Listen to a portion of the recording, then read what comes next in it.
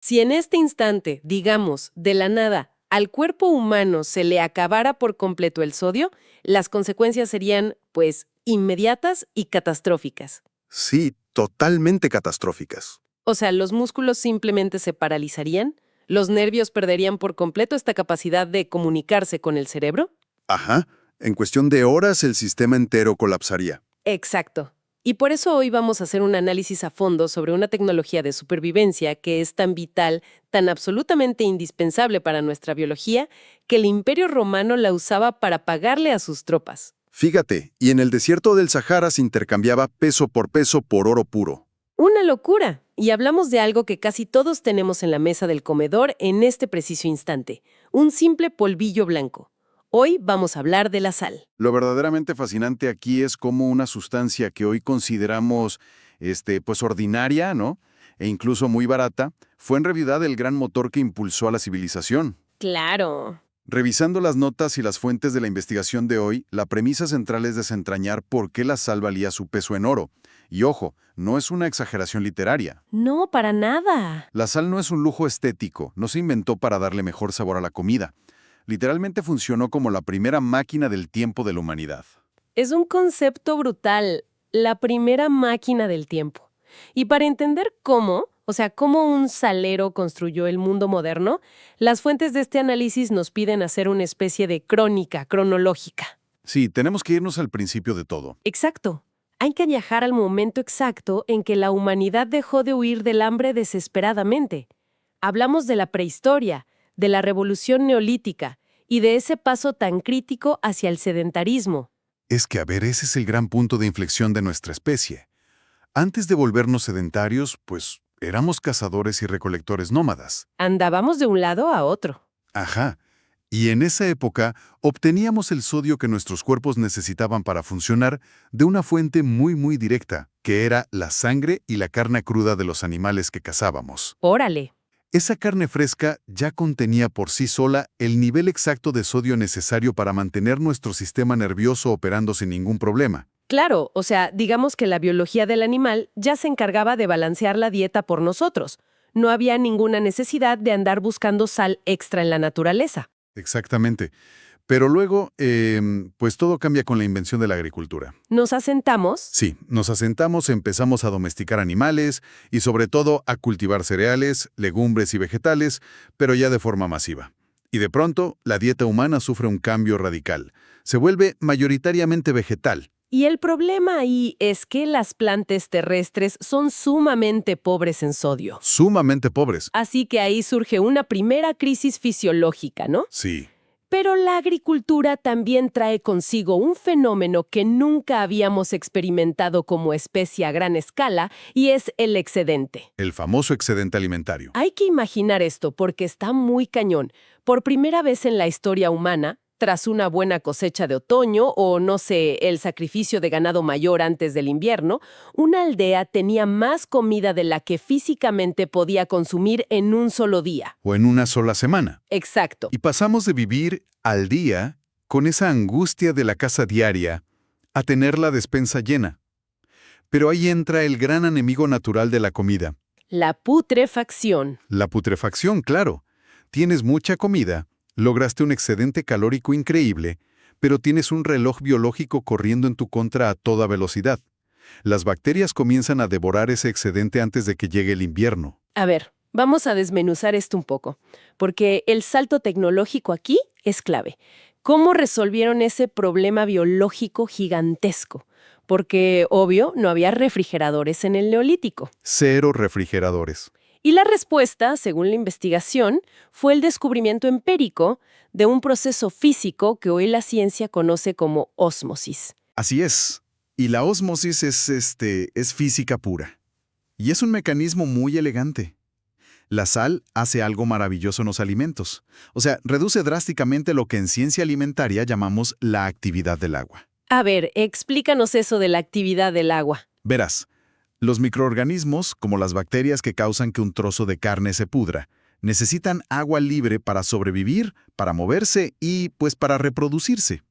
Cuando aplicas sal a esa carne, Estás creando una altísima concentración de solutos en el exterior, O sea, afuera de las células de la carne. afuera de las células de la carne y en el exterior de las bacterias mismas. Fíjate que en las notas de la investigación mencionan la fórmula matemática de la presión osmótica. Ah, ¿sí? ¿La de pi? Ajá. La de pi igual a I por M por R por T. Pero a ver si entiendo el concepto sin meternos en álgebra compleja. Básicamente es un juego de proporciones en la naturaleza, ¿no? El agua siempre busca el equilibrio. Exactamente. Haz de cuenta que es una balanza matemática. De un lado tienes la altísima concentración de sal que acabas de frotar sobre la carne. Ajá. Y del otro lado tienes el agua dentro de las células de las bacterias. La física dicta que el sistema tiene que equilibrarse a como dé lugar. Así que la presencia masiva de sal en el exterior ejerce una fuerza brutal, una especie de succión. ¡Wow! Obliga físicamente al agua a salir corriendo del interior de las células bacterianas hacia el exterior para intentar diluir toda esa sal. O sea, entonces, más que actuar como una simple esponja, que es lo que uno pensaría, la sal crea una especie de campo de fuerza físico letal. Es un campo de fuerza, sí. Extrae el agua con tanta violencia que las bacterias, pues literalmente implotan por la deshidratación, se vuelve una zona muerta para los microbios. Es una descripción perfecta. O sea, se apaga por completo la fábrica microbiana de la putrefacción. La sal detiene el reloj biológico de la comida. Le pone pausa. Le pone pausa. Es, en todo el rigor de la palabra, una tecnología para detener el tiempo. Y una vez que la humanidad domina esta tecnología de congelación, por llamarla de alguna forma, la historia cambia de marcha de forma espectacular. Vaya que sí. Porque si ya no dependes de cazar diario y tienes bodegas llenas de excedentes que no se te echan a perder, pasas de la mera supervivencia a la geopolítica. Y el mejor ejemplo de esto, el más claro en la antigüedad, me parece que es el Imperio Romano. Sin duda. Ellos entendieron que quien controlaba las salinas controlaba el mundo. Y construyeron infraestructura masiva solo para esto, ¿no? Totalmente. La famosa Vía Salaria. O sea, no era un simple camino de tierra por ahí, era una inmensa y compleja arteria logística construida y protegida por legiones romanas. Con un único propósito. El único propósito de transportar este mineral desde las salinas de la costa del mar Adriático hasta Roma y de ahí, pues, hacia el resto de sus territorios. Era el combustible del imperio. Al grado de que, fíjate, a los soldados romanos frecuentemente se les pagaba su sueldo o al menos una parte considerable de sus raciones y compensación en este mineral. Sí, en sal. Y de ahí viene la palabra salario. Exacto. Cada vez que alguien cobra una quincena hoy en día, la palabra misma es un eco directo de esa época donde la sal era dinero duro, tangible y transaccional. Es que era una moneda que mantenía los ejércitos marchando.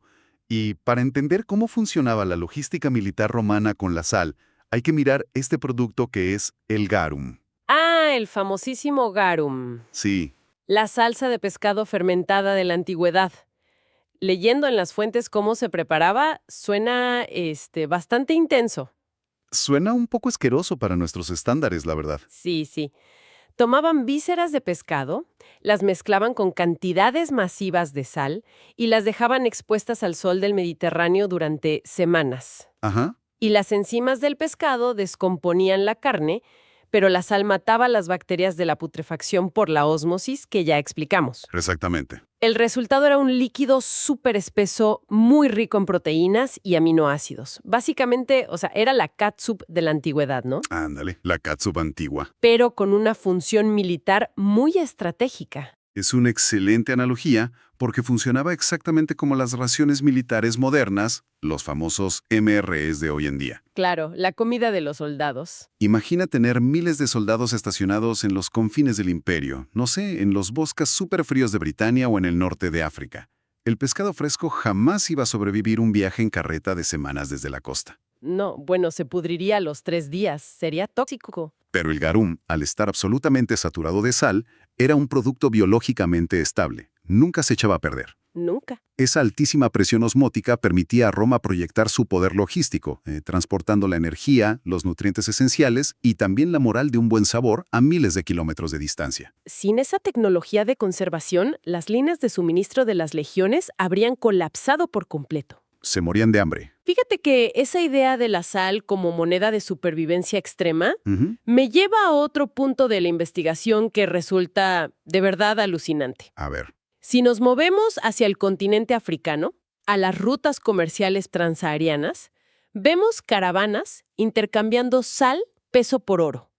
O sea, 1 kilo de sal por 1 kilo de oro masivo. es increíble. A primera vista, digamos desde nuestra comodidad moderna, donde compramos sal por unos pesos, parece el peor negocio de la historia. Parece totalmente irracional, hasta que conectamos esto con el panorama general y sobre todo la geografía.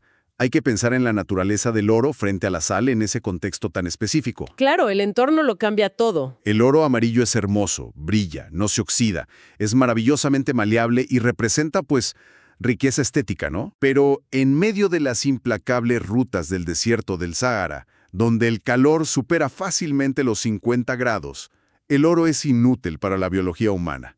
O sea, no te lo puedes comer. No, pues no. No puedes chupar una moneda de oro para recuperar los electrolitos que está sudada a chorros. Para nada. Ni va a evitar que la poca carne que llevas amarrada en tu camello se pudra bajo el sol. Exacto. En esas regiones de África Occidental, la dieta local a menudo carecía de fuentes naturales de sodio, y el sudor constante te roba sodio a cada paso que das en la arena. Te vas deshidratando. Bajo esas condiciones, la sal marcaba literalmente la frontera entre vivir un día más o sufrir un colapso del sistema nervioso ahí mismo en el desierto. ¡Wow! Las minas en el Sáhara, como las de Tagasa, no producían sal en polvito como la conocemos, sino que los mineros cortaban bloques masivos, Bloques enteros. losas sólidas de sal de la tierra, casi como si fuera mármol para construcción. Y esas losas gigantescas se cargaban en los camellos para cruzar el desierto. Como no se derretían con el calor ni se echaban a perder, pues funcionaban perfectamente como lingotes financieros. Era una tecnología de supervivencia extrema convertida en moneda de curso legal. Por eso era perfectamente lógico que se intercambiara a la par con el oro amarillo. Claro, ahora hace todo el sentido. Para los imperios de Malí y Ghana, esa sal era el verdadero oro blanco. Y aquí es donde la crónica se vuelve interesantísima, porque si logras alimentar ejércitos marchando por continentes enteros gracias a la sal, la ambición humana pronto choca contra un obstáculo mucho más grande, mucho más impredecible y letal, que es el océano abierto. El mar, claro. Llegamos a la Edad Media y al monopolio de Venecia. Pero a ver, aquí me surge una duda genuina, o sea, leyendo las fuentes me costaba trabajo entender esto.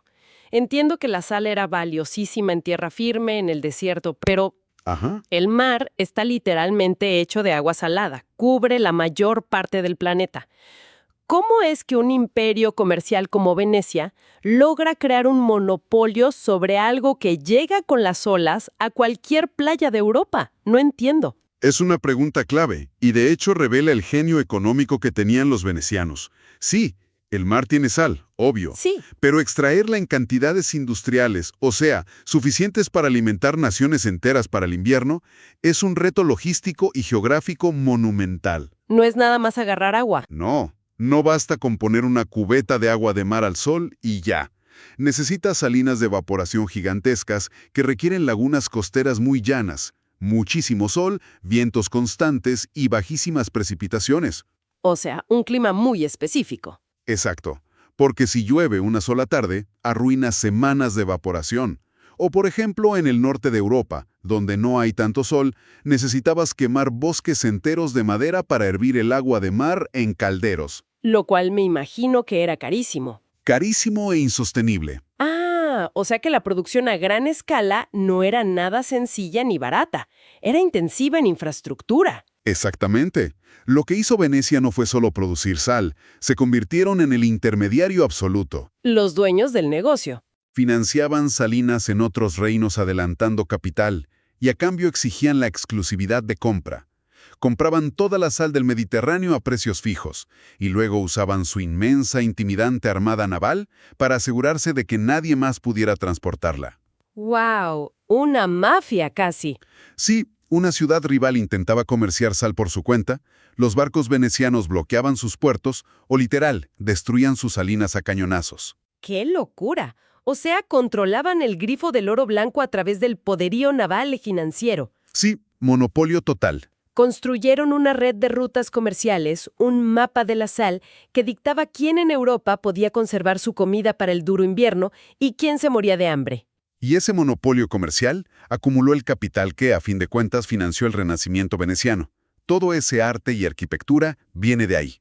Impresionante. Pero, yendo un poco más allá de Venecia, la capacidad de crear un gran inventario de comida salada es lo que finalmente abre las puertas para la exploración de los océanos. Las fuentes destacan dos alimentos que cambiaron el rumbo del mundo. El bacalao y el arenque en salazón. Esos meros. Porque, a ver, hay que imaginar el reto titánico de cruzar el Atlántico. En un barco de madera no puedes cultivar absolutamente nada. Nada. Y no puedes depender de pescar todos los días, porque el océano es muy impredecible. Si te toca una tormenta de 3 semanas o pasas por una zona muerta sin peces, la tripulación entera muere de inanición ahí mismo en el mar. Es un desierto de agua. Tienes que llevar tu comida desde el puerto de origen. Y en los siglos previos a la refrigeración, la única manera científicamente viable de llevar meses de provisiones de proteína densa en la bodega húmeda de un galeón. Que aparte son bodegas llenas de humedad. Ajá, pues era la salazón. La investigación señala que fueron los vikingos los pioneros en dominar esto en el Atlántico Norte. Secaban y salaban sus capturas de pescado, creando bloques duros como la madera que podían durar años sin echarse a perder. De nuevo, aplicando ese campo de fuerza osmótico que platicábamos. El mismo principio. Sin agua libre en las células del pescado, las bacterias de la putrefacción simplemente no pueden sobrevivir. La misma fórmula física. Y siguiendo este ejemplo nórdico, fueron los navegantes vascos y posteriormente los exploradores portugueses y españoles quienes perfeccionaron esta tecnología de supervivencia para sus propias flotas. Ya a nivel imperio. ¿Sí? Sin toneladas de bacalao en salazón en las bodegas, los viajes transatlánticos habrían sido misiones completamente suicidas. Esto rompe por completo el esquema tradicional que nos enseñan en la escuela. ¿Verdad que sí? Siempre escuchamos que la brújula, el astrolabio o los revolucionarios diseños de las carabelas fueron los grandes inventos que iniciaron la era de los descubrimientos. Y obvio, son herramientas críticas para no perder el rumbo. Claro, necesitas saber a dónde vas. Pero escuchando cómo funcionaba la logística biológica de estos viajes, parece que el verdadero motor que hizo posible descubrir el mundo y trazar nuevas rutas no fue un instrumento de navegación de bronce. No, Fue la técnica de salar pescado. es una reflexión muy aguda e históricamente muy precisa. O sea, puedes tener la brújula más exacta del mundo y los mejores mapas estelares creados por el ser humano. Sí, Pero si la tripulación no tiene que comer a las 3 semanas de haber zarpado, el barco simplemente se convierte en una tumba flotante. La sal funcionó como el combustible biológico que propulsó las grandes exploraciones. literalmente nos dio el tiempo necesario para cruzar el mar. Nos permitió sobrevivir el viaje para poder redibujar el mapa del mundo. Y esto nos lleva a una transición fascinante hacia la época moderna, porque la narrativa hasta este punto pinta a la sal como el eje absoluto de la civilización, ¿no? El material más estratégico del mundo. Construyó el imponente imperio veneciano, financió las legiones romanas y permitió cruzar el océano. Pero damos un salto a la actualidad, y cuando uno va a un restaurante de comida rápida, pides unas papas y te regalan puñados y puñados de sal en pequeños sobres de papel. A manos llenas. Es absurdamente barata. ¿Cómo es que algo que dictaba la vida y la muerte de los imperios se devaluó tanto? Ese es el gran cambio de paradigma del que hablan nuestras fuentes, y ocurre principalmente entre finales del siglo XIX y principios del XX. Hace relativamente poco. Muy poco. Todo el estatus del oro blanco se viene abajo por la combinación de dos fuerzas que eran imparables: el avance tecnológico y la revolución industrial. A ver, En primer lugar, la sal perdió la mayor fuente de su valor estratégico, o sea, perdió su monopolio absoluto sobre la conservación. claro, durante 10.000 años fue casi la única tecnología confiable para detener la putrefacción de la carne. La única. Pero de pronto inventamos la refrigeración mecánica y perfeccionamos las latas de conserva al vacío. El refrigerador entra al juego y hace exactamente el mismo trabajo. Aletarga a las bacterias. Sí, las detiene. ¿Usando frío artificial o el calor extremo de esterilización de las latas en lugar de usar la presión de la ósmosis? Exactamente. De un momento a otro, la supervivencia humana durante el invierno ya no dependía de frotar este cristal sobre la comida. Y casi al mismo tiempo, la maquinaria de la revolución industrial cambió por completo la minería. Ah, claro, la forma de extraerla. Pasamos de evaporar agua de mar lentamente en lagunas al sol, rezando para que no lloviera, a usar dinamita y maquinaria pesada para perforar la corteza terrestre. Se descubrieron inmensos domos de sal subterráneos. O sea, minas bajo tierra. Sí, restos de océanos prehistóricos evaporados que contenían cantidades casi infinitas de sal. Y al ser tan fácil de extraer, Esa minería profunda inundó el mercado mundial, la oferta superó abrumadoramente a la demanda alimentaria. Los costos de extracción cayeron en picada y el precio internacional, pues, se desplomó. dejó de ser una moneda de cambio para convertirse en un producto ordinario. Ordinario y baratísimo. A ver, explícame esto entonces. Si la sal dejó de ser el método principal para conservar comida y se volvió tan barata, ¿qué pasó con toda esa producción masiva de las minas? Porque las minas no cerraron. No, para nada. La investigación detalla que encontró una nueva vida, una reinvención total. Dentro de la industria química, Así es. Tuvo que mutar de función. Dejó de enfocarse en la comida y se convirtió en el insumo químico fundamental sobre el que se apoya el mundo físico en el que vivimos hoy. ¿en serio? Nuestras mesas o en esos sobrecitos de restaurante. La inmensa mayoría va directamente a gigantescas plantas industriales químicas, ¿Y qué le hacen ahí?